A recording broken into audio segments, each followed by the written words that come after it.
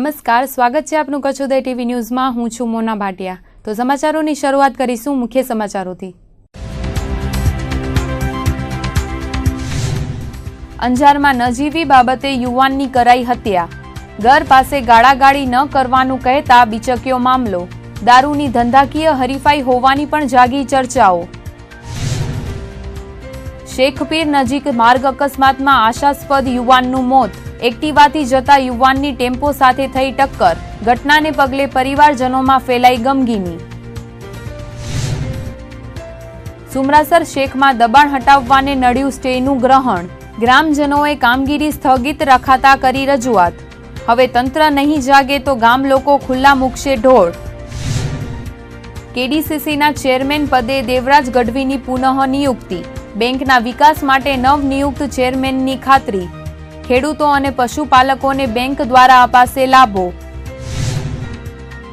Superfast train કરવાના નામે મુસાફરો પાસેથી લૂંટ। ટ્રેનમાં મુસાફરો પાસેથી વસૂલાય છે વધારાનો સરચાર્જ। રેલવે પેસેન્જર એસોસિએશન દ્વારા નોંધાવાયો વિરોધ। ભારત પાકિસ્તાન વચ્ચેના તંગદિલી ભર્યા માહોલની સ્થિતિમાં ગુપ્તચર એજન્સીઓએ ગુજરાતની દરિયાઈ સીમામાંથી ઘૂસણખોરી થવાની શક્યતા વ્યક્ત કરી છે। ગુપ્તચર એજન્સીઓએ આપેલા ઇનપુટ્સને પગલે સુરક્ષા એજન્સીઓએ સતર્ક કરી દેવાઈ છે। ખાસ કરીને કચ્છના ક્રીક વિસ્તારથી લઈને પોરબંદર સૌરાષ્ટ્ર સુધીના દરિયાકાંઠા પરથી ઘૂસણખોરી થાય તેવા ઇનપુટ્સ આઈબીએ આપ્યા છે। કાશ્મીરમાં સર્જિકલ સ્ટ્રાઇક બાદ રગવાયેલા પાકિસ્તાન દ્વારા કોઈ પણ પ્રકારના પેતરા થઈ શકે છે તેની શક્યતાને જોતા દરિયાઈ સીમા સુરક્ષા વધારવામાં આવી છે। ખાસ કરીને ગુપ્તચર એજન્સીઓએ આપેલી માહિતી અનુસાર દરિયાઈ સીમામાંથી ઘૂસણખોરી કરવા ભારતીય ફિશિંગ બોટનો ઉપયોગ થઈ શકે છે, તો કચ્છી ભાષાના જાણકાર હોય તેવા આતંકીઓની ઘૂસણખોરી કરાવવામાં આવી શકે છે, જેમાં 9 થી 10 આતંકીઓની ઘૂસણખોરીની શક્યતાઓ વ્યક્ત કરાઈ છે। આ ઘૂસણખોરી માટે પાકિસ્તાન મરીન એજન્સી દ્વારા જ પેતરા કરાતા હોવાની ગુપ્ત માહિતી મળી છે। આઈબી દ્વારા મળેલા ઇનપુટ્સને પગલે કોસ્ટગાર્ડ, નેવી, બીએસએફ તેમજ મરીન પોલીસને સતર્ક કરી દેવાઈ છે। દરિયાઈ સીમા પરથી કોઈ પણ પ્રકારની ઘૂસણખોરી ન થાય તે માટે ચુસ્ત સુરક્ષા વ્યવસ્થા ગોઠવવામાં આવ્યો છે। સાથે જ દરિયો ખેડતા માછીમારોને પણ ચેતવી દેવાયા છે અને દરિયામાં કોઈ પણ પ્રકારની સંદિગ્ધ હિલચાલ નજરે પડે તો તાત્કાલિક સુરક્ષા એજન્સીઓનો સંપર્ક કરવા જણાવાયું છે। અંજાર તાલુકાના ટપ્પર ગામે નજીવી બાબતે બોલાચાલી થતા ઉશ્કેરાયેલા 2 શખ્સોએ છરીના ઉપરા ઉપરી ઘા ઝીકીને એક યુવાનને મોતને ઘાટ ઉતારી દીધો હતો। હત્યાના આ ચકચારી બનાવને પગલે પૂર્વ કચ્છમાં અરેરાટી વ્યાપી ગઈ છે।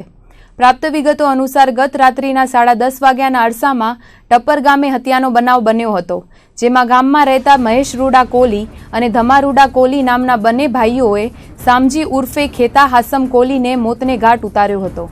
રવજી હાસમ કોલીના ઘર પાસે જાહેર રસ્તામાં મહેશ કોલી અને ધમા કોલી નામના શખ્સો ગાળાગાળી કરતા હતા।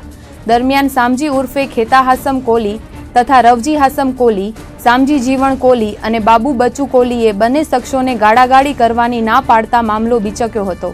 ત્યારે બંને ભાઈઓએ ઉશ્કેરાઈ જઈને સામજી હાસમ કોલીને ગાળો આપી સ્વીડન છરીના 4 ઘા ઝીકી મોતને ઘાટ ઉતારી દીધો હતો।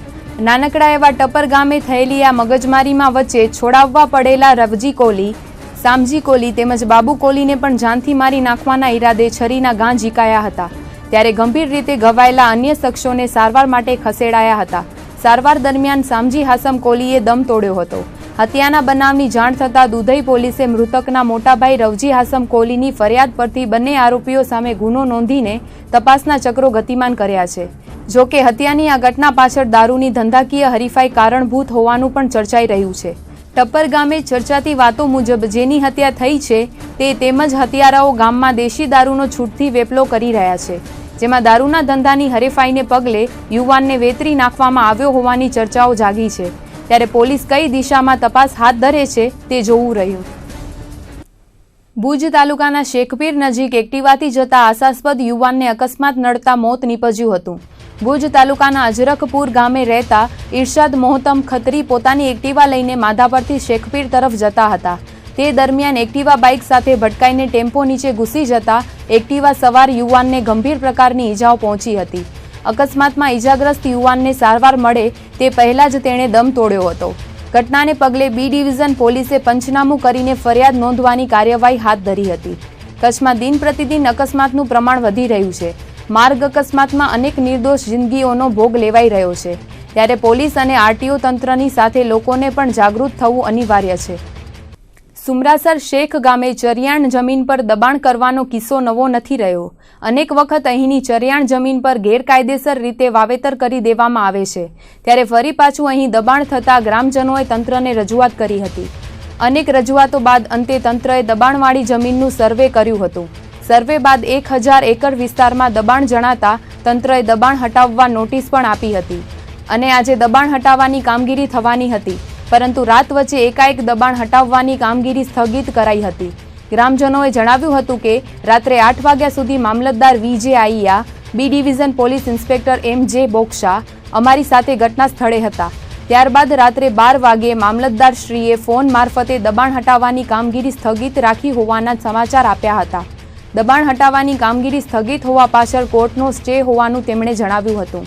દરમિયાન આજે ગ્રામજનોએ મામલતદાર કચેરીએ ધસી જઈને સ્ટેના હુકુમ સહિતની માંગણી કરીને દબાણ હટાવવાની કામગીરી કયા કારણોસર મુલતવી રખાઈ તેવી રજૂઆત કરી હતી.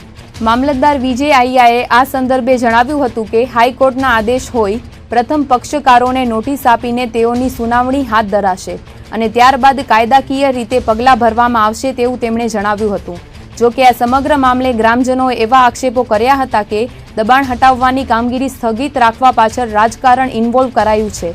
રાજકીય દબાણ તળે જ દબાણ હટાવવાની કામગીરી ટાળવામાં આવી હોવાના આક્ષેપો ગ્રામજનોએ કર્યા હતા. સાથે જ જો હવે તંત્ર નહીં જાગે તો ગામ લોકો પોતાના ઢોર ખુલ્લા મૂકી દેશે અને ત્યારબાદ કોઈ સ્થિતિ સર્જાશે તો તેની જવાબદારી તંત્રની રહેશે તેવી ચીમકી ગ્રામજનોએ ઉચ્ચારી હતી.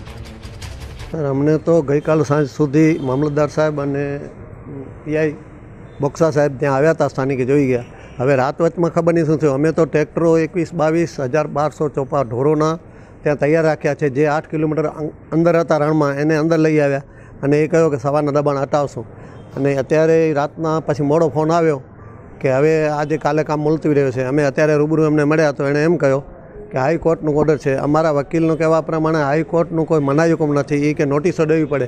નોટિસો તો અમે છેલ્લા 2008થી કરી અને 2012થી કરી અને 2016 સુધી 37 કલેક્ટરને મળ્યા છીએ, મામલતદાર સાહેબને મળ્યા છીએ. ગુજરાત હાઈકોર્ટમાં છેલ્લા 4 વર્ષથી હાલીએ છીએ. આ પ્રશ્નનો કોઈ ઉકેલ કાયમી ધોરણે આવતો નથી.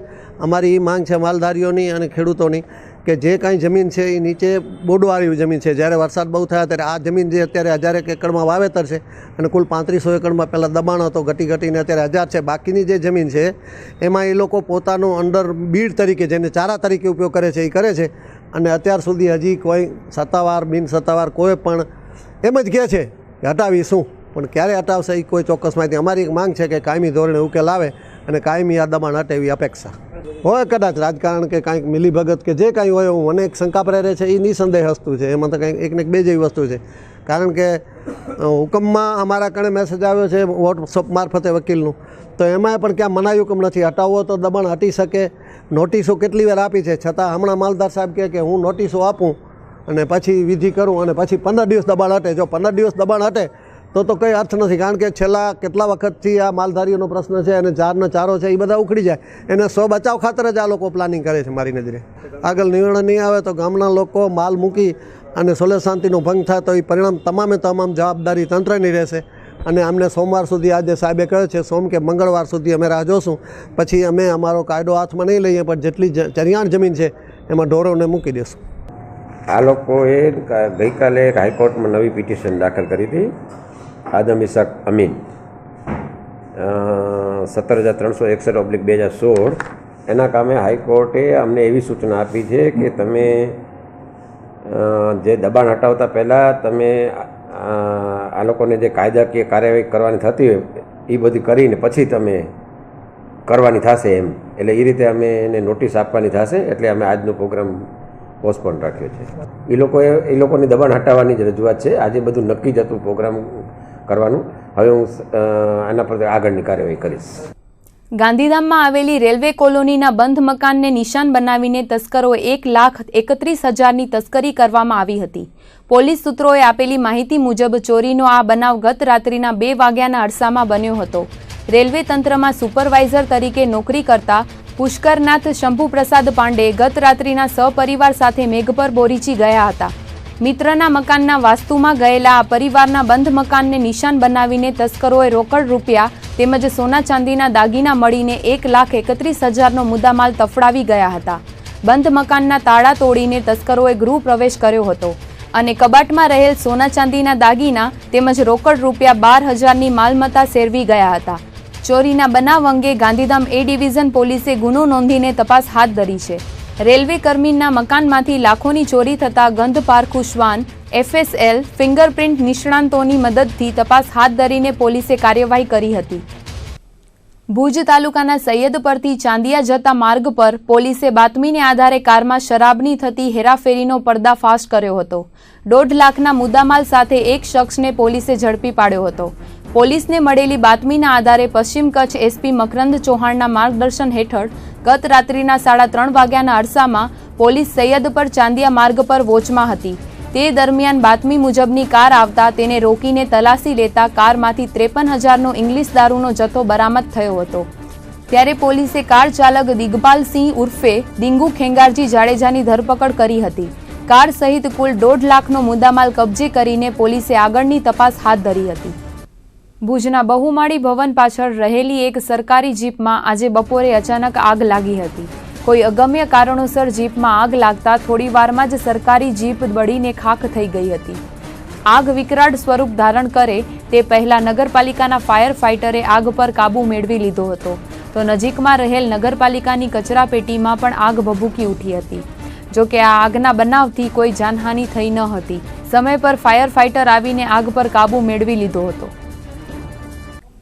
ભુજ શહેર એ ડિવિઝન પોલીસ મથકના PI KJ દેસાઈની એકાએક નલિયા પોલીસ મથકે બદલી કરવામાં આવી છે. તેમના સ્થાને હાલ જ PSIમાંથી PI તરીકે બઢતી પામનાર અધિકારી VS વણઝારાને મુકાયા છે. પશ્ચિમ કચ્છ SP મકરંદ ચૌહાણે આજે બપોરે ભુજ શહેર એ ડિવિઝનના પોલીસ ઇન્સ્પેક્ટર KJ દેસાઈની નલિયા સર્કલ પોલીસ ઇન્સ્પેક્ટર તરીકે બદલી કરતા પોલીસ બેડામાં અનેક તર્ક વિતર્કો થયા છે. તેમની બદલી પાછળ પોલીસ દ્વારા આજે યોજાયેલી ટ્રાફિક ડ્રાઈવમાં PI દેસાઈએ રાજકીય અગ્રણીના સંબંધીને પકડીને મેમો આપતા તેમની સીધી નલિયા બદલી કરાઈ હોવાની ચર્ચાઓ વહેતી થઈ છે. તો ભુજ શહેર એ ડિવિઝન પોલીસ મથકના નવા PI તરીકે હાલ SOG PSIમાંથી PI તરીકે બઢતી પામેલા VS વણઝારાની નિયુક્તિ કરાઈ છે. સરહદી કચ્છ જિલ્લાની સૌથી મોટી એવી કચ્છ જિલ્લા મધ્યસ્થ સહકારી બેંક એટલે કે KDCC બેંકના ચેરમેન પદે અંતે દેવરાજભાઈ ગઢવી પર કળશ ઢોળવામાં આવ્યો છે, જ્યારે વાઇસ ચેરમેન પદે જયસુખ પટેલની વરણી કરવામાં આવી છે. KDCC બેંકની ચૂંટણીમાં 12 પૈકી 11 બેઠકો પર ભાજપે કબજો કર્યા બાદ બેંકના ચેરમેન પદે દેવરાજ ગઢવીને રિપીટ કરાશે તેવી ચર્ચાઓ ચાલતી હતી. તેવામાં આજે KDCCની કમાન ફરી તેમના હાથમાં સોંપાઈ છે. ચૂંટણી અધિકારી અને ભુજ પ્રાંત DC જોશીના અધ્યક્ષસ્થાને બેઠક મળી હતી, જેમાં બેંકના ચેરમેન પદે દેવરાજ ગઢવીના નામની દરખાસ્ત ઇન્દ્રજીતસિંહ જાડેજાએ મૂકી હતી, જેને મનુભા જાડેજાએ ટેકો આપ્યો હતો, જ્યારે વાઇસ ચેરમેન પદે જયસુખ પટેલના નામની દરખાસ્ત હરિભાઈ જાટિયાએ કરી હતી, જેને અશોક થારુએ ટેકો આપ્યો હતો. KDCC બેંકના ચેરમેન પદે પુનઃ આરૂઢ થયા બાદ દેવરાજ ગઢવીએ જણાવ્યું હતું કે ચેરમેન પદની આ અતિ મહત્વની જવાબદારી ફરી સોંપવામાં આવી છે, ત્યારે બેંકની પ્રગતિ વધુમાં વધુ થાય તે દિશામાં કાર્ય કરાશે. ભૂતકાળમાં બેંકના કર્મચારીઓ અને મંડળીના આગેવાનોએ મળીને અનેક કૌભાંડો કરેલ છે, ત્યારે આવા લોકો સામે આગામી દિવસોમાં કડક પગલાં ભરવાની વાત પણ તેમણે ઉચ્ચારી હતી. વધુમાં તેમણે જણાવ્યું હતું કે KDCC બંધ થશે તેવી અફવાઓ ઉઠી છે, પરંતુ GLC અને ગુજરાત સરકારના સહકારથી ખરાબ સ્થિતિમાંથી બેંક બહાર નીકળવામાં સફળ થઈ છે, ત્યારે છેવાડાના ખેડૂતો અને પશુપાલકોને બેંકના લાભ મળે તેવા પ્રયાસો હાથ ધરવાની તેમણે ખાતરી આપી હતી. કે આ બેંક 1960થી છેલ્લા 60 વર્ષથી જ્યારે અડીખમ છે, ત્યારે આવનારા દિવસોની અંદર બમણા વેગથી આ બેંક કચ્છના લોકો માટે કામ કરશે. ત્યારે આ બેંકમાં પોતાની ડિપોઝિટ મૂકવા, આ બેંક સાથે વધુમાં વધુ વ્યવહાર કરવા, આ બેંક પોતાની બેંક છે, કચ્છની બેંક એટલે કચ્છના લોકોની બેંક છે, ત્યારે આ બેંકમાં પોતાના વ્યવહારો કરવા માટે આપના માધ્યમથી કચ્છના લોકોને, કચ્છની સંસ્થાઓને, કચ્છના સહકારી આગેવાનોને એક નમ્ર અપીલ કરું છું. સાથે સાથે એવો વિશ્વાસ અને ખાતરી આપું છું કે કિસાનોનો એક એક પાઈ, એક એક રૂપિયો ક્યાંય પણ ગેરવલે ન થાય એની અમારી સંપૂર્ણ જવાબદારી ભૂતકાળમાં હતી અને જ્યારે ફરીથી આ તાજ અમને ભારતીય જનતા પક્ષે સોંપ્યો છે ત્યારે હું ફરીને કચ્છના લોકોને, કચ્છના કિસાનોને અને થાપણદારોને, બેંકના માલિકો, ખેડૂતો છે ત્યારે બેંકના માલિકોને એક વિશ્વાસ અપાવું છું કે ખેડૂતોના પસીનાનો પૈસો ક્યાંય પણ ગેરવલે ન થાય. હજુ પણ ભૂતકાળમાં જે લોકોએ સાચું ખોટું બેંક સાથે કર્યું છે એ લોકો ઉપર પગલાં સખતમાં સખત લીધા છે. કેડીસીસી બેંકનું એનપીએ ગત 15મી ઓક્ટોબર 2013ના 30થી 32 કરોડ હતું, જે છેલ્લા 2 વર્ષ દરમિયાન 50% જેટલું ઘટાડવામાં આવ્યું છે. ઉપરાંત શેર ભંડોળ 10 કરોડથી વધુનું કરવા સાથે ડિપોઝિટ પણ 118 કરોડ પહોંચી છે, જ્યારે લોન ધિરાણ 130 કરોડ થયું હોવાનું નવનિયુક્ત ચેરમેને જણાવ્યું હતું. ત્યારે રાજ્ય સરકાર અને જીએસસીએ બેંક પર મૂકેલો વિશ્વાસ તૂટે નહીં તેની પૂરેપૂરી તકેદારી રખાવવામાં આવશે તેવું તેમણે જણાવ્યું હતું. તો જયસુખ પટેલે પણ બેંકની પ્રગતિ માટે કાર્ય કરવાની ખાતરી આપી હતી. કેડીસીસી બેંકમાં હોદ્દેદારોની કરવામાં આવેલી વરણી પ્રસંગે જિલ્લા ભાજપ પ્રમુખ કેશુભાઈ પટેલ, ધારાસભ્ય નીમાબેન આચાર્ય, નગરપતિ અશોક હાથી, અનિરુદ્ધ દવે, શૈલેન્દ્રસિંહ જાડેજા, ભાઈલાલ છાભૈયા, ઇન્દ્રજીતસિંહ જાડેજા, મનુભા જાડેજા, વલમજી હુંબલ, જનકસિંહ જાડેજા, અશોક થારુ, ઘનશ્યામ પૂજારા, જયંતિલાલ ગોર, વેરસલજી તુંવર, રામ ગઢવી, હરિભાઈ જાટિયા સહિતના આગેવાનો ઉપસ્થિત રહ્યા હતા. બેન્કિંગ ક્ષેત્રે સંકળાયેલા સૌ એક સાક્ષી છે કે બેંકની જે પરિસ્થિતિ હતી એની ઉત્તરોત્તર પ્રગતિ કેમ થાય. બેંક મારફત કચ્છના ખેડૂતોને મહત્તમ રાજ્ય સરકારના, કેન્દ્ર સરકારના જે લાભો છે એ કઈ રીતે મળે એના અમારા પ્રયત્નો છે. ખાસ કરીને ભૂતકાળની વાત કરું તો ભૂતકાળમાં બેંકમાં બહુ મોટા કૌભાંડો થયા. ક્યાંક ને ક્યાંક કર્મચારીઓ, મંડળીના આગેવાનો સાથે મળી અને આ બેંકને બહુ નાણાકીય જોખમ ઊભું કર્યું. ત્યારે ગત વર્ષોની અંદર અમારા બોર્ડ ઓફ ડિરેક્ટરે સૌના સાથ સહકારથી એ જે હરામખોર લોકો હતા એની સામે સખતમાં સખત પગલાં લઈ ક્યાંક વસૂલાતો કરી, ક્યાંક એમની મિલકતો ટાંચમાં લેવાની કાર્યવાહી કરી, ક્યાંક એ લોકો સામે ફોજદારી પણ કરી, જેલમાં નાખ્યા. અને બેંકનો જે બેંકની પરિસ્થિતિ પ્રમાણે બેંક આરબીઆઈના નિયમ મુજબ ચાલવી જોઈએ એ બેંકને ચલાવવા માટેના પ્રયત્નો અમે કર્યા. સાથે સાથે આ બેંક ઉપર ઘણું બધું મોટું જોખમ હતું. કચ્છની બેંક ક્યાંક ને ક્યાંક મોટી અફવાઓ ચાલતી હતી કે બંધ થઈ જશે ને આમ છે ને મર્જ થઈ જશે. એમાં પણ ગત આપ સાક્ષી છો કે 31 માર્ચના રોજ અમે ગુજરાત સ્ટેટ કોઓપરેટિવ બેંક અને રાજ્ય સરકારની મદદથી બિલકુલ બહાર નીકળી આવ્યા છીએ. ત્યારે આવનારા દિવસોની અંદર આ બેંક કઈ રીતે ઉન્નતિના શિખરો સર કરે, ખાસ કરી અને આ બેંક કિસાનોની બેંક છે, ખેડૂતોની બેંક છે, ત્યારે કચ્છના છેવાડાના ખેડૂત સુધી આ બેંક કઈ રીતે પહોંચે, કચ્છના છેવાડાના પશુપાલક સુધી આ બેંક કઈ રીતે પહોંચે, કચ્છના નાનામાં નાના માણસ સુધી આ બેંક કઈ રીતે પહોંચે એવા અમારા સૌના સહિયારા પ્રયત્નો હશે. જિલ્લા પંચાયત ખાતે જિલ્લા વિકાસ અધિકારીની અધ્યક્ષતામાં તાલુકા વિકાસ અધિકારીઓની કામગીરી અંગે સમીક્ષા બેઠક યોજાઈ હતી, જેમાં તાલુકા પંચાયત દ્વારા કરાયેલી વિવિધ કામગીરીઓના અહેવાલો રજૂ કરાયા હતા. જિલ્લા વિકાસ અધિકારી CJ પટેલની અધ્યક્ષતામાં મળેલી બેઠકમાં સપ્ટેમ્બર 2016 સુધી તાલુકા વિકાસ અધિકારીઓ દ્વારા કરાયેલી કામગીરીનો મૂલ્યાંકન રિપોર્ટ, PRC, લોકલ ફંડ તેમજ ઓડિટના બાકી રહેલા પરાઓની સમીક્ષા, પેશન્સ કેસ અંગેની સમીક્ષા, 14મા નાણાં પંચના કામોની સમીક્ષા, ડોર ટુ ડોર કલેક્શન કરતી ગ્રામ પંચાયત, સરદાર આવાસ યોજના, સ્વચ્છ ભારત મિશન, શૌચાલય બાંધકામની સમીક્ષા ઉપરાંત વિવિધ કામગીરીઓનું મૂલ્યાંકન કરવામાં આવ્યું હતું. આ ઉપરાંત સરકારની વિવિધ યોજનાઓનું ગ્રામ્ય કક્ષાએ કેટલું અમલીકરણ કરવામાં આવ્યું છે તેનો રિપોર્ટ પણ તાલુકા વિકાસ અધિકારીઓ પાસેથી માંગવામાં આવ્યો હતો. આ ઉપરાંત સરકારશ્રીની યોજનાઓ મારફતે જે કાંઈ પણ વિકાસ કામો કરવામાં આવી રહ્યા છે તેના પ્રગતિ રિપોર્ટની પણ DDOએ સમીક્ષા કરી હતી. આ સાથે તાલુકા કક્ષાએથી વિવિધ યોજનાઓનો લાભ છેવાડાના લોકો સુધી સારી રીતે પહોંચે તેની ખાસ સૂચના આપવામાં આવી હતી. કોઈપણ અરજદારને સરકારી કામગીરીથી સંતોષ થાય તે રીતે ફરજ નિષ્ઠા અદા કરવા અધિકારી કર્મચારીઓને તાકીદ કરાઈ હતી. ભુજ તાલુકાના લોરિયાથી નિરોણા સુધીના માર્ગને પહોળો કરવાના કામને મંજૂરી અપાઈ છે અને કામગીરી કરવા માટેના વર્ક ઓર્ડરો પણ આપી દેવાયા છે.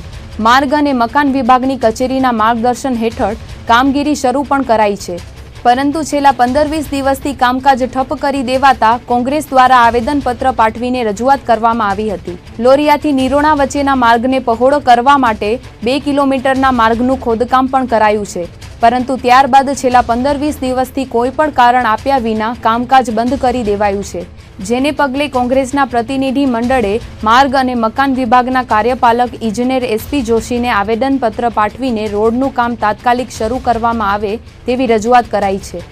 જે અમે આવેદનપત્રો આપવામાં આવે છે, જેમાં ખાસ કરીને લોરિયાથી નીરોના રસ્તાનું કામ શરૂ થઈ ગયા પછી ભાજપના આગેવાનોને ઝઘડાના કારણે એ કામ અત્યારે બંધ કરાવી દેવામાં આવેલું છે. એમાં કારણ એવું અપાય છે કે ભાઈ ઉદ્ઘાટન કોણ કરે? ઉદ્ઘાટનની લાલચમાં ઉદ્ઘાટન કરવા જવાના હતા કચ્છ જિલ્લા ભાજપના પ્રમુખ અને કચ્છ જિલ્લા પંચાયતના પ્રમુખ, બંને આગેવાનો આ રોડનું ઉદ્ઘાટન કરવાના હતા અને આ વિસ્તારના જ ધારાસભ્ય નીમાબેનને ખ્યાલ પડી, એટલા માટે અંદરો અંદર કોણ ઉદ્ઘાટન કરે એના કારણથી આજે રોડનું કામ એકાએક બંધ કરી દીધેલું છે. પરિસ્થિતિ ત્યાં એવી છે કે રોડની બાજુમાં દોઢ ફૂટ ખોદાણ કરી નાખ્યું છે.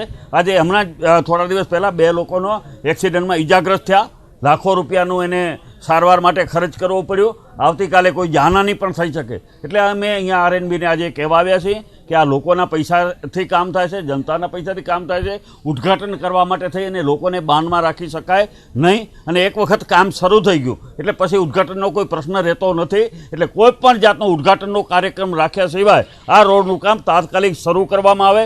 અને ખાસ કરીને અમારી આજે માંગણી છે, કાલ સવારે કોઈ પણ જાનહાની થશે તો 302ની કલમ ભાજપના આગેવાનોની સામે લાગવી જોઈએ. કારણ કે એને કારણે આજે રસ્તાનું કામ બંધ કરાવ્યું છે. આજથી 10 થી 15 ગામોના લોકો ત્યાં હેરાન થાય છે અને અહીંયા ઉદ્ઘાટનની રાહ જોવાઈ રહ્યા છે. એટલે અમે આરએનબીના અધિકારીઓને આજે એક ચેતવણી દેવા આવ્યા છીએ કે ભાઈ લોકોના કામ છે, જનતાના પૈસે કામ થઈ ગયા છે. કોઈ ભાજપની પેઢીમાંથી આ કામ આપણે મંજૂર નથી થયું કે ઉદ્ઘાટનનો આટલો બધો મોહ રાખવામાં આવે. એટલે ભાજપના ધારાસભ્યશ્રી, હું તો એમ કહીશ કે વિકાસના કામમાં આજે વિલન બન્યા છે. એમની ફરજ છે કે લોકોના સુખાકારી માટેના વધારેમાં વધારે કામો થાય, એમાં કોઈ પણ પ્રચાર અને પ્રસિદ્ધિ નહીં હોવી જોઈએ. જનતાનું કામ છે ને જનતાના પૈસાથી આ કામ થઈ રહ્યું છે. ભારત પાકિસ્તાન વચ્ચેના તંગદિલી ભર્યા સંબંધો તેમજ કચ્છમાંથી ઝડપાઈ આવેલ 2 આઈએસઆઈ એજન્ટોની ઘટના બાદ સુરક્ષા તંત્ર દોડતું થઈ ગયું છે. ખાસ કરીને કચ્છના ક્રીક વિસ્તારમાં નેવી અને બીએસએફના ઉચ્ચ અધિકારીઓએ નિરીક્ષણ કર્યું હતું.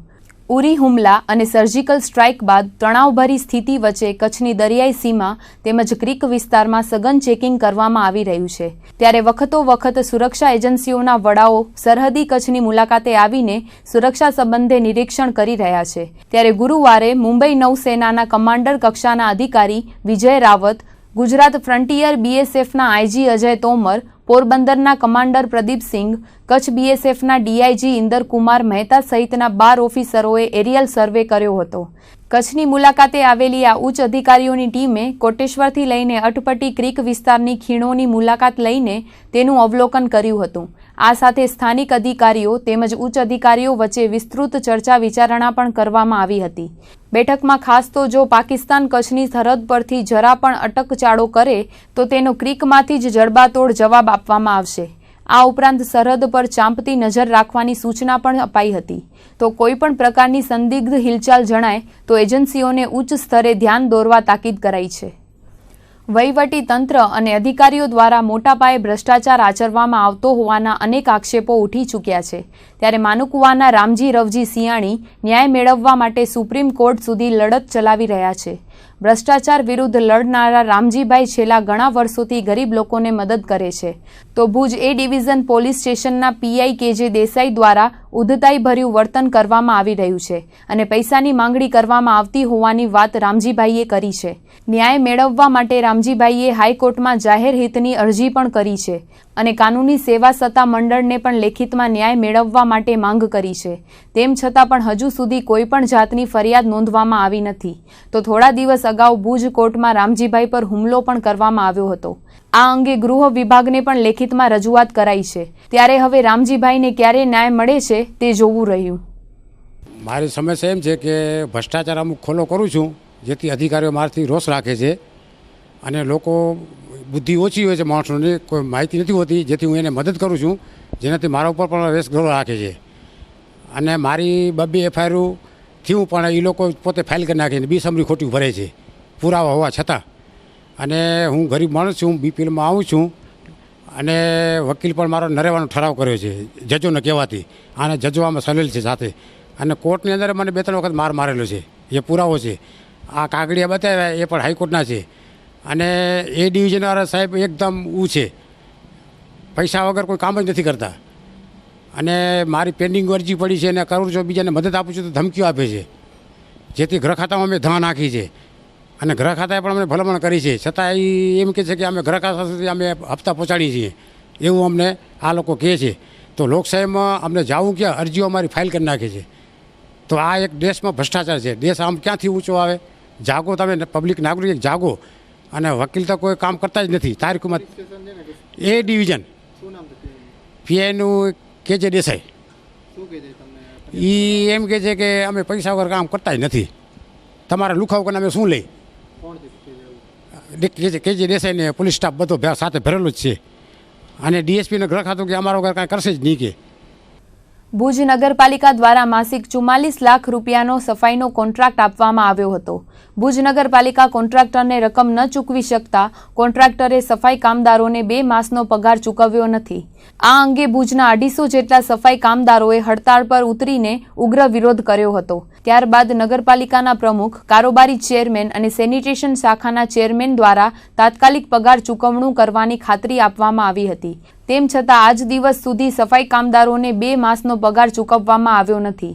તો આજે ફરી સફાઈ કામદારો દ્વારા ભુજ નગરપાલિકાના પ્રમુખ અશોક હાથીને રૂબરૂ મળીને પગાર ચૂકવવા માંગ કરી હતી.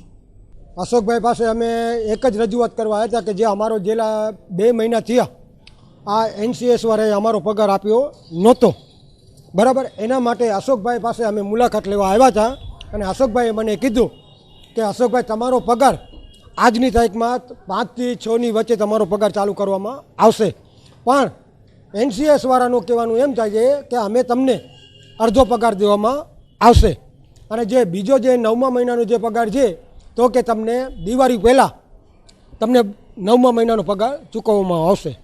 આજે અમને હડતાળમાં અમે ઉતર્યા હતા, મારા પાસે માણસો 350 માણસો હતા મારા, અને મને એમનો સાથ સહકાર હતો પૂરો. અને અશોકભાઈ, આપણે કલ્યાણસિંહ બાપુ અને ધીરેન ઠક્કર એ લોકોએ અમને બોલાવ્યા હતા કે અશોકભાઈ જો તમે જે આ પણ જે હડતાળ કરી છે તો તમને આજે અમે 11 તારીખ અને નગરપાલિકા અમે તમારું બાવડું પકડી છીએ, એટલે અમને 11 તારીખથી નગરપાલિકામાં ભરતી કરવામાં આવ્યા છે, બરાબર. NCS વાળાને જે પણ ચૂકવણું છે એ તમારું જ્યાં સુધી ચૂકવણું નહીં થાય ત્યાં સુધી આ લોકો NCS વાળાના કોઈ ચેક અમે પાસ કરશું નહીં. ભુજના મુન્દ્રા રોડ પર પ્રમુખ સ્વામી નગર પાછળ આવેલી ધન્વંતરી સ્કૂલના દિવ્યાંગ બાળકોએ દિવાળીના પર્વને અનુલક્ષીને વિવિધ પ્રકારના દીવડાઓ, તોરણ તેમજ મીણબત્તીઓ બનાવી છે. આ બાળકોને ખાસ પ્રકારની તાલીમ આપીને તેઓ જીવનમાં આગળ આવી શકે તે માટે જહેમત ઉઠાવવામાં આવી રહી છે. અહીંની શાળામાં અભ્યાસ કરતા મૂંગા બહેરા તેમજ મંદબુદ્ધિના બાળકોને વર્ષ દરમિયાન વિવિધ રચનાત્મક પ્રવૃત્તિઓ શીખવવામાં આવે છે. વિદ્યાર્થીઓ અભ્યાસ સાથે આવી ઇતર પ્રવૃત્તિઓમાં સહર્ષે જોડાય છે. તેવામાં હાલ દિવાળીના પર્વ નિમિત્તે શાળાના માર્ગદર્શન હેઠળ વિદ્યાર્થીઓ આકર્ષક દીવડાઓ, શોભાના તોરણો, મીણબત્તી, અગરબત્તી સહિત અન્ય ઘર સજાવટની ચીજ વસ્તુઓ બનાવી રહ્યા છે. આ દિવ્યાંગ બાળકો દ્વારા બનાવવામાં આવતી ચીજ વસ્તુઓનો સ્ટોલ ભુજ હાટ ખાતે ખુલ્લો મુકાશે, જેમાં વિદ્યાર્થીઓની કળાને પ્રોત્સાહન મળે અને લોકો પણ આ દિવ્યાંગ બાળકોએ બનાવેલી વસ્તુઓ ખરીદી તેમજ તેમને આર્થિક રીતે યોગદાન આપે તેવી અપીલ કરાઈ છે. મૂંગા બહેરા અને મંદબુદ્ધિના આ બાળકો અભ્યાસમાં તો એટલા પારંગત નથી, પરંતુ ગૃહ ઉદ્યોગ પ્રકારની આવી વસ્તુઓ બનાવીને પણ ભવિષ્યમાં પોતાનું જીવન ધોરણ ઊંચું લાવી શકે તે માટે આ પ્રયાસ હાથ ધરાયો છે. દિવાળી પર્વની તૈયારીમાં તો અત્યારે દીવડા ને એ બધું બનાવીએ છીએ. તોરણ છે, દીવડા છે, મીણબત્તીઓ છે ને કી સ્ટેન્ડ ને એવું બધી વસ્તુ બધી છે ને બીજી પણ ઘણી બધી વસ્તુઓ છે કે છોકરાઓ આખા વર્ષમાં જે બનાવે છે એનો અત્યારે દિવાળી ઉપર સ્ટોલ રાખવા માંગીએ છીએ, તો ગુજરાતમાં સ્ટોલ પણ હશે અને એનું વેચાણ પણ અહીંયા સ્કૂલમાં પણ વેચાણ કરીએ છીએ પણ ત્યાંય રાખશે. આ બધી વસ્તુઓ બેરામૂંગા છોકરાઓ અને મંદબુદ્ધિના જે બાળકો હોય છે એમની પાસે અમે તૈયાર કરાવીએ છીએ કે મંદબુદ્ધિના બાળકો છે એ દીવડાઓને રંગે અને ડેકોરેશનને એ બેરામૂંગા છોકરાઓ પાસે કરાવીએ છીએ. બધી વસ્તુઓ એવી રીતના તૈયાર કરીએ છીએ. એટલે આ બાળકોને તો શીખવાડીએ એટલે એ લોકો બીજી પછી ધ્યાન નથી દેતા બીજી બધી વસ્તુમાં, અને જે એ લોકોને શીખવાડી છે એમાં જ એ લોકો એકદમ આમ રસપૂર્વક કામ કરે છે, એટલે કામ તો સારું જ થાય છે. આ તો અમે આખું વરસ વોકેશનલ એ લોકોને ભણવાની સાથે શીખવાડી છે, કારણ કે આ બાળકો છે એ વધારે કાંઈ આમ ભણવામાં ને એટલા આગળ જઈ શકે કે ન જઈ શકે, પણ ઘર બેઠા પણ જો આવી પ્રવૃત્તિ કરે તો પોતાની રીતે આવક ઊભી કરી શકે. ગુજરાતમાં ચાઇનીઝ વસ્તુઓનો બહિષ્કાર કરવા માટે સરકારે પ્રયાસો હાથ ધર્યા છે, ત્યારે વિવિધ સંસ્થાઓ દ્વારા પણ દિવાળી સમયે ચાઇનીઝ ફટાકડા તેમજ ઇલેક્ટ્રિક વસ્તુ ન ખરીદવા અનુરોધ કરવામાં આવી રહ્યો છે. ત્યારે આજે અખિલ ભારતીય વિદ્યાર્થી પરિષદ દ્વારા હમીરસર કાંઠે ચાઇનીઝ ચીઝ વસ્તુઓની હોળી કરવામાં આવી હતી. એબીવીપી દ્વારા ચાઇનીઝ વસ્તુઓનો બહિષ્કાર કરીને લોકો આ વખતે ચાઇનીઝ પ્રોડક્ટથી દૂર રહે તેવી અપીલ કરી હતી. એબીવીપીએ ચાઇનીઝ ચીઝ વસ્તુઓનું પૂતળું બનાવીને તેનું દહન કર્યું હતું. આગામી દિવાળીના તહેવારોમાં લોકો ચાઇનીઝ આઇટમોથી દૂર રહીને ભારતીય બનાવટની ચીજો અપનાવે તેવો પ્રચાર કરવામાં આવ્યો હતો. દુશ્મન દેશ પાકિસ્તાનને સમર્થન કરતા ચીનની પ્રોડક્ટને તિલાંજલિ આપવા માટેની મુહિમ શરૂ થઈ છે, ત્યારે આ અભિયાન જિલ્લા મથક ભુજ સુધી વિસ્તર્યું છે. વર્તમાનમાં આપણે જોઈએ તો દિવાળી નજીક આવી રહી છે, ત્યારે ખાસ કરીને જે ફટાકડાની માર્કેટ છે, ચાઇનીઝ એસેસરીઝ છે, મોબાઈલ છે, કપડાં છે, રમકડા છે, જેવી ઘણી બધી એવી આઇટમો છે કે જે આપણે હાનિકારક છે છતાં આપણે એની ખરીદી કરતા હોઈએ છીએ કારણ કે એ સસ્તી છે. તો એ ચાઇનીઝ જે માલ છે એને બહિષ્કાર કરવામાં આવે, જેથી કરીને જે ચાઇના એક રીતે જોવા જઈએ તો પાછળની રીતે પાકિસ્તાનને સપોર્ટ કરે છે. પાકિસ્તાન આપણો કટ્ટર દુશ્મન છે, આપણા જવાનોના મોતનું કારણ ચાઇના છે. તો આ ચાઇનાનો માલ ખરીદીને આપણે આપણા શહીદીના કારણ ન બનીએ અને આ માલનો બહિષ્કાર કરીએ એવી માંગ આજે અહીં અખિલ ભારતીય વિદ્યાર્થી પરિષદ ઉપાડી રહ્યું છે. તાજેતરમાં જ વેસ્ટર્ન રેલવે દ્વારા 22 જેટલી ટ્રેનોને સુપરફાસ્ટ કરવાની જાહેરાત કરવામાં આવી હતી. 1 ઓક્ટોબરથી તમામ ટ્રેનોને સુપરફાસ્ટમાં કન્વર્ટ કરી દેવામાં આવી છે, જેથી 3 થી 4 માસ અગાઉ ટિકિટ બુકિંગ કરાવનાર લોકોને રેલવે વિભાગ દ્વારા દંડ ફટકારવામાં આવી રહ્યો છે.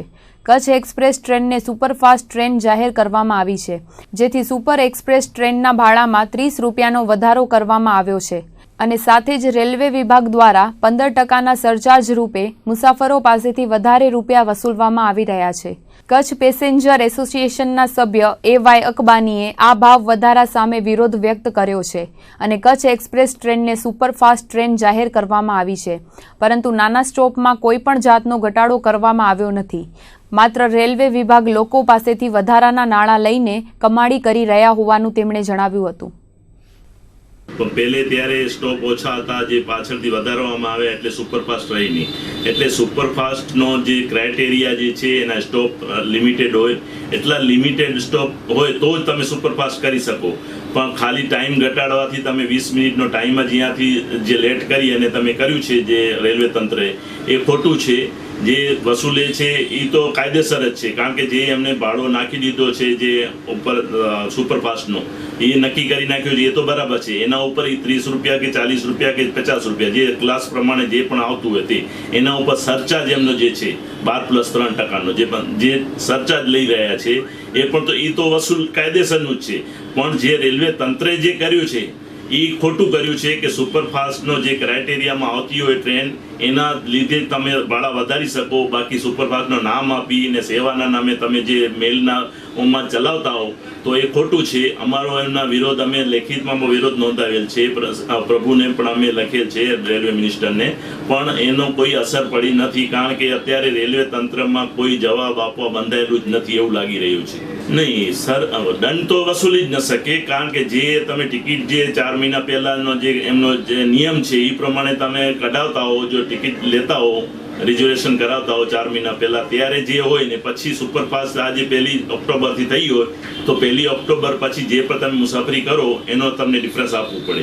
એટલે એ તો કાયદેસરનું જ છે, પણ એમાં દંડ તો વસૂલી જ ન શકે, કારણ કે તમે ઓછું તમે નથી આપ્યું, તમે રેલવે તંત્રે જેટલું તમારી પાસે માંગ્યું ને તમે આપેલ છે, એટલે એ તો તમે દંડને રૂપે તો લઈ જ ન શકે, પણ ક્રાઇટેરિયા પ્રમાણે સુપરફાસ્ટ કહેવાય જ નહીં. કચ્છ યુનિવર્સિટીની પ્રથમ વર્ષ અને તૃતીય વર્ષની પરીક્ષાનો આજથી પ્રારંભ થયો છે, જેમાં 20 જેટલી જુદી જુદી ફેકલ્ટીનો 14,000 જેટલા વિદ્યાર્થીઓ પરીક્ષા આપી રહ્યા છે. કચ્છ યુનિવર્સિટી દ્વારા જુદા જુદા 28 કેન્દ્રો પર પરીક્ષાનું આયોજન હાથ ધરાયું છે. કોલેજ કાળની આ મહત્વની પરીક્ષાઓમાં પ્રથમ વર્ષના પહેલા સેમિસ્ટર અને તૃતીય વર્ષના 5મા સેમિસ્ટરની પરીક્ષાઓ યોજાઈ રહી છે, જેમાં arts, commerce, science, BBA, BCA, LLB સહિત માસ્ટર ડિગ્રીઓ મળીને કુલ 20 જેટલી ફેકલ્ટીઓની પરીક્ષા યોજાઈ રહી છે. આજે સવારથી જ વિવિધ કેન્દ્રો પર શાંતિપૂર્ણ માહોલમાં પરીક્ષાના શ્રી ગણેશ થયા હતા.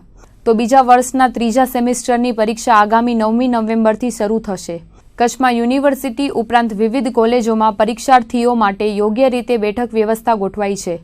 પરીક્ષા દરમિયાન ચોરીના કોઈ બનાવો ન બને તે માટે ચુસ્ત નજર રાખવામાં આવી રહી છે. સાથે જ જે તે પરીક્ષા કેન્દ્રો પર પોલીસ બંદોબસ્ત પણ ગોઠવવામાં આવ્યો છે. યુનિવર્સિટીના કુલપતિ CB જાડેજાએ સૌ પરીક્ષાર્થીઓને શુભેચ્છાઓ પાઠવીને સારી રીતે પરીક્ષા આપવા અપીલ કરી હતી. અને હવે એક નજર ન્યૂઝ અપડેટ્સ પર.